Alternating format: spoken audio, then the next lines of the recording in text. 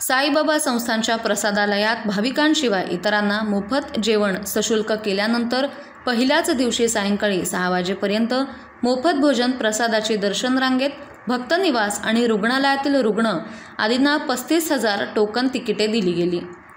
त्यापैकी 16,101 भाविकांना मोफत प्रसादाचा लाभ मिळाला, तर सशुल्क पासद्वारे 2,901 भाविकांनी प्रसाद घेतला। बुधवारी मोफत प्रसाद घेणाऱ्यांची संख्या 31,311 इतकी होती। 15,210 मोफत भोजन घेणाऱ्या भाविकांची संख्या पहिल्याच दिवशी घटली।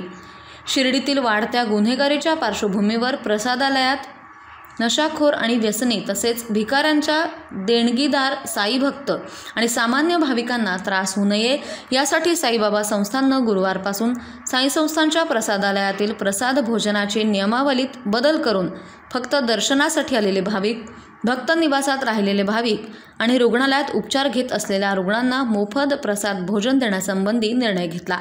या निर्णयाची गुरुवारपासून अंमलबजावणी करण्यात आली।